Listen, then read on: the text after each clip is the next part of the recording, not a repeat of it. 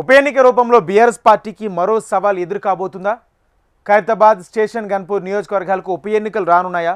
ఒకవేళ అదే జరిగితే బైపోల్కు గులాబీ పార్టీ రెడీగా ఉందా? జూబ్లీహిల్స్ ఓటమి తర్వాతైనా బీఆర్ఎస్లో మార్పు వస్తుందా? ఎమ్మెల్యేల ఫిరాయింపు కేసు ఫైనల్కు చేరిన నేపథ్యంలో బీఆర్ఎస్లో జరుగుతున్న చర్చ ఏంటి? ఖైరతాబాద్, గన్పూర్ బైపోల్స్కు బీఆర్ఎస్ ఎలా అడుగులు వేయనుంది? Watch the story. తెలంగాణ రాష్ట్ర రాజకీయాల్లో నిన్న మొన్నటి వరకు జూబ్లీహిల్స్ ఉప ఎన్నిక హీట్ను రాజేసింది. అయితే రానున్న రోజుల్లో మరో 2 శాసనసభ స్థానంలో బైపోల్ రానుందనే చర్చ జోరందుకుంది. పార్టీ ఫిరాయింపు ఎమ్మెల్యేలపై అనర్హత వ్యవహారం సుప్రీంకోర్టులో చివరి దశకు చేరుకుంది. దీంతో అసెంబ్లీ స్పీకర్ ఫిరాయింపు ఎమ్మెల్యేలపై ఏదో ఒక నిర్ణయం తీసుకోక తప్పనిసరి పరిస్థితి ఏర్పడింది. ఇప్పటికే 8 మంది ఎమ్మెల్యేలను స్పీకర్ విచారించారు. Khairatabad MLA Danam Nagender, station Ghanpur MLA Kadiyam శ్రీహరిలను రేపో మాపో స్పీకర్ విచారణకు పిలువబోతున్నారు. పార్టీ మారినట్లు ఆధారాలు ఉన్న నేపథ్యంలో దానం నాగేందర్, కడియం శ్రీహరిలపై అనర్హత వేటు తప్పదన్న ప్రచారం జరుగుతోంది. అయితే అనర్హత వేటు కంటే ముందే దానం, కడియంతో రాజీనామా చేయించే యోచనలో కాంగ్రెస్ పార్టీ ఉంది. అదే జరిగితే ఖైరతాబాద్, స్టేషన్ గన్పూర్లకు ఉప ఎన్నిక తప్పదన్న సంకేతాలు వస్తున్నాయి. ఇదే అంశం ప్రస్తుతం బీఆర్ఎస్లో చర్చనీయాంశంగా మారింది. రానున్న 6-7 నెలల కాలంలో మళ్లీ 2 ఉప ఎన్నికలను ఎదుర్కోవాల్సి రావచ్చన్న చర్చ గులాబీ పార్టీలో నడుస్తోంది. 2023 అసెంబ్లీ ఎన్నికల్లో ఓటమి, పార్లమెంట్లో 0 స్థానాలకే పరిమితం కావటం, కంటోన్మెంట్, జూబ్లీహిల్స్ ఉప ఎన్నికల్లో ఓటమితో బీఆర్ఎస్ క్యాడర్ తీవ్ర నైరాశ్యంలో ఉంది. BRS working president KTR Jubilee Hills ఉప ఎన్నికల్లో అన్నీ తానై శ్రమించినప్పటికీ విజయం వెక్కిరించింది. జూబ్లీహిల్స్లో అందరికంటే ముందే బీఆర్ఎస్ ఎన్నికల ప్రచారం ప్రారంభించింది. షెడ్యూల్ కంటే ముందే అభ్యర్థిని ప్రకటించడం, బాకీ కార్డు పేరుతో కాంగ్రెస్ అబద్ధపు వాగ్దానాలను ఇంటింటికి తీసుకువెళ్లటం, గల్లీ గల్లీకి తిరిగి ప్రచారం చేసినప్పటికీ జూబ్లీహిల్స్లో బీఆర్ఎస్ ఓటమి పాలైంది. సర్వేలన్నీ బీఆర్ఎస్ పార్టీ గెలుస్తుందని చెప్పినప్పటికీ అధికార కాంగ్రెస్ బంపర్ మెజారిటీతో విజయం సాధించింది. నిజానికి ఉప ఎన్నికల్లో అధికార పార్టీకే గెలుపు అవకాశాలు ఎక్కువగా ఉంటాయి. ఉమ్మడి ఆంధ్రప్రదేశ్ నుంచి ఇదే సాంప్రదాయం కొనసాగుతూ వస్తోంది. కొన్ని ప్రత్యేక పరిస్థితుల్లో జరిగే ఉప ఎన్నికల్లో మాత్రమే ప్రతిపక్షాలు గెలిచాయి. 10 ఏళ్లు బీఆర్ఎస్ పార్టీ అధికారంలో ఉన్నప్పుడు మొత్తం 7 ఉప ఎన్నికలు జరిగాయి. అందులో దుబ్బాక, హుజూరాబాద్ మినహా 5 ఉప ఎన్నికలను అప్పుడు అధికారంలో ఉన్న బీఆర్ఎస్ గెలుచుకుంది.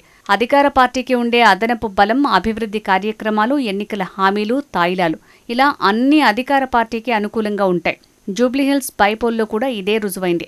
ఈ నేపథ్యంలో ఖైరతాబాద్, స్టేషన్ గన్పూర్ నియోజకవర్గాలకు ఉప ఎన్నికలు వస్తే బీఆర్ఎస్ ఎలా ఎదుర్కొనబోతోందనే చర్చ రాజకీయ వర్గాల్లో నడుస్తోందట. ఇదే అంశం ప్రస్తుతం గులాబీ పార్టీలో సైతం గుబులు పుట్టిస్తోందట. మరోవైపు బైపోల్లో బీఆర్ఎస్ నాయకత్వం ఓవర్ కాన్ఫిడెన్స్ కూడా ఆ పార్టీని దెబ్బతీసిందన్న చర్చ ఉంది. చివరి 3 రోజులు పోల్ మేనేజ్మెంట్ చేయటంలో బీఆర్ఎస్ పూర్తిగా వెనుకబడిపోయింది. 10 ఏళ్లు అధికారంలో ఉన్న బీఆర్ఎస్కు జూబ్లీహిల్స్ బైపోల్లో కొన్ని చోట్ల బూత్ ఏజెంట్లు కూడా లేకపోవడం ఆ పార్టీ సంస్థాగత నిర్మాణ లోపాలను ఎత్తిచూపింది. మరోవైపు జూబ్లీహిల్స్ ఉప ఎన్నికను 2 ఏళ్ల కాంగ్రెస్ పాలనకు రెఫరెండంగా కేటీఆర్ ప్రకటించి తప్పు చేశారన్న చర్చ కూడా బీఆర్ఎస్లో ఉందట. ఇదే సమయంలో పార్టీ ఫిరాయించిన 10 మంది ఎమ్మెల్యేలను అనర్హులుగా ప్రకటించి ఉప ఎన్నికలకు రావాలని కేటీఆర్ పదే ముఖ్యమంత్రి రేవంత్ రెడ్డికి సవాల్ విసురుతున్నారు. ఇదిలా ఉంటే ఖైరతాబాద్, స్టేషన్ గన్పూర్ నియోజకవర్గాలకు బైపోల్స్ వచ్చి బీఆర్ఎస్ గెలిస్తే ఆ పార్టీ తిరిగి పుంజుకోవటం ఖాయమని, రానున్న అసెంబ్లీ ఎన్నికల నాటికి పార్టీ మరింత పుంజుకుని అధికార పీఠంపై ఆశలు పెట్టుకోవచ్చనే విశ్లేషణలు వెలువడుతున్నాయి. గులాబీ క్యాడర్లో సైతం నూతన ఉత్తేజం వచ్చి కసిగా పనిచేస్తారు. కాంగ్రెస్ ప్రభుత్వంపై ఉన్న వ్యతిరేకత కూడా బీఆర్ఎస్కు కలిసొస్తుంది అంటున్నారు. ఒకవేళ బీఆర్ఎస్ ఓడిపోతే పరిస్థితి ఏంటన్న చర్చ రాజకీయ వర్గాల్లో జోరందుకుంది. ఇదే అంశాన్ని బీఆర్ఎస్ అధినేత కేసీఆర్ గమనంలోకి తీసుకోవాలని గులాబీ క్యాడర్ సోషల్ మీడియా వేదికగా వేడుకుంటోంది. బీఆర్ఎస్ పనైపోయిందని, కాంగ్రెస్కు తామే ప్రత్యామ్నాయమని ఒకవైపు బీజేపీ ప్రచారం చేసుకుంటోంది.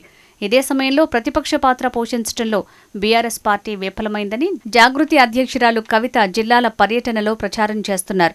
కాంగ్రెస్ ప్రభుత్వం మీద ప్రజల్లో వ్యతిరేకత ఉన్నప్పటికీ బీఆర్ఎస్ భారీ తేడాతో ఓడిపోవటానికి ఇదే నిదర్శనమంటూ కవిత చేస్తున్న ఆరోపణలు ఆలోచింపజేస్తున్నాయట.